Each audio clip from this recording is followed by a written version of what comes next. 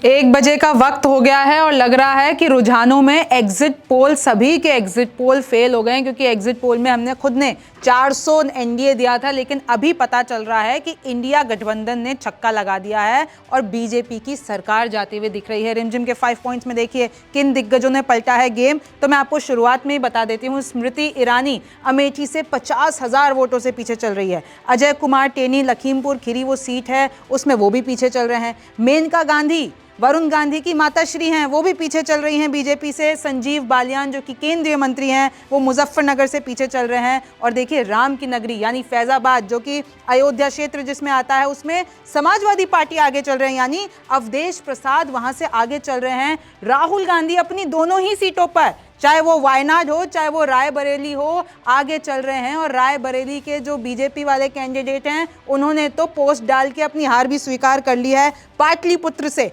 मीसा भारती आगे चल रही हैं, यानी तेजस्वी यादव की बहन। अब देखिए इन दिग्गजों ने तो पलट दिया है गेम। अब इंडिया के साथी कितने मजबूत है वो मैं आपको दिखाने वाली हूँ। इलेक्शन कमीशन पर अभी क्या अपडेट है। दक्षिण में भी कांग्रेस का छक्का लग गया है, क्योंकि केरल में सबसे बड़ी पार्टी बन गई है कांग्रेस। चौथा, राजस्थान में कांग्रेस ने 10 साल का रिकॉर्ड तोड़ दिया है। अब तक 8 सीटों पर आगे चल रही है और 3 तो कहा जा रहा है, इतना बड़ा मार्जिन है कि 3 तो सीटें जीत ली है। कौन कौन सी? दौसा, करौली और एक और सीट है भरतपुर, जहां से अभी जो इस वक्त सीएम है यानी भजन लाल शर्मा, उनकी वो गृह सीट है। और देखिए वो जीत गई है कांग्रेस। 5वां क्या था एग्जिट पोल का अनुमान, वो भी मैं आपको लास्ट में बताऊंगी। सबसे पहले देख लीजिए उत्तर प्रदेश में इलेक्शन कमीशन का ये स्क्रीनशॉट है वेबसाइट का।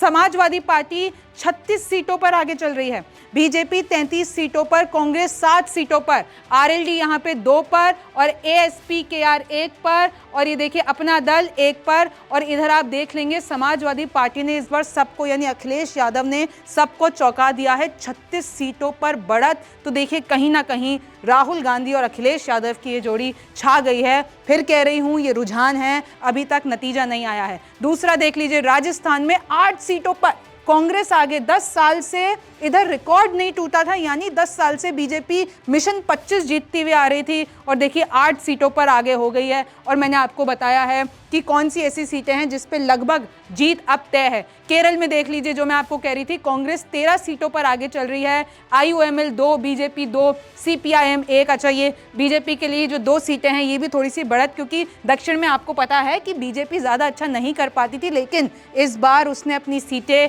उधर लग रहा है कि वो पालेगी। महाराष्ट्र में देख लिए कि जो इंडिया के साथी हैं यानी उद्धव ठाकरे, वो खुद 9 सीटों पर आगे चल रहे हैं।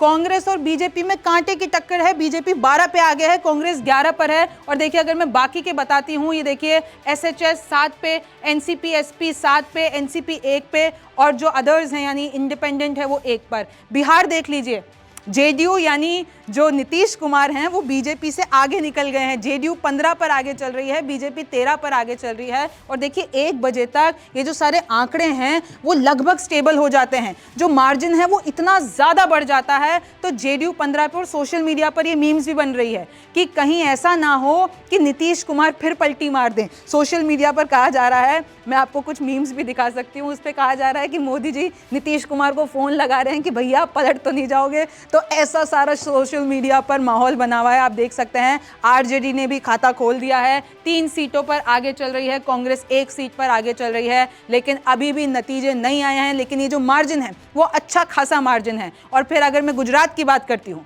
बीजेपी का गढ़ यानी नरेंद्र मोदी का गढ़, उधर भी कांग्रेस 1 सीट पा रही है, यानी 1 सीट पर आगे चल रही है। नतीजे अभी फाइनल नहीं आए हैं, लेकिन ये जो रुझान है, रुझानों से एकदम दोनों जगह एनडीए, इंडिया, बीजेपी, कांग्रेस एकदम धक धक हो रहा है, ऐसे टाइप का मामला चल रहा है। वेस्ट बंगाल में देखिए ममता बनर्जी की आंधी आ गई है, 31 सीटों पर आगे, बीजेपी महज 10 सीटों पर और कांग्रेस 1 सीट पर आगे, यानी देखिए 42 तो सीटें हैं वहां पर। तो उधर ही ममता बनर्जी इतना आगे। एग्जिट पोल क्या कह रहे थे कि इस बार बीजेपी को बढ़त मिलेगी, लेकिन यहाँ पे तो कुछ उल्टा ही दिख रहा है। और एग्जिट पोल में फिर बता देती हूँ, सिर्फ मैं अपने जो हमारा न्यूज़ 24 टुडेज चाणक्य है उसने कहा था 400 एनडीए, 107 इंडिया और अदर्स के खाते में 36। लेकिन इधर देखिए इस पूरे नतीजों से 1 बज रहा है, अब 400 वाला मामला तो नहीं आ रहा है, सारे एग्जिट पोल भी यही कह रहे थे, लेकिन अब सरकार किसकी बनती है, क्या होता है, पूरा मामला अटक गया है। आप न्यूज़ 24 देखते रहिए,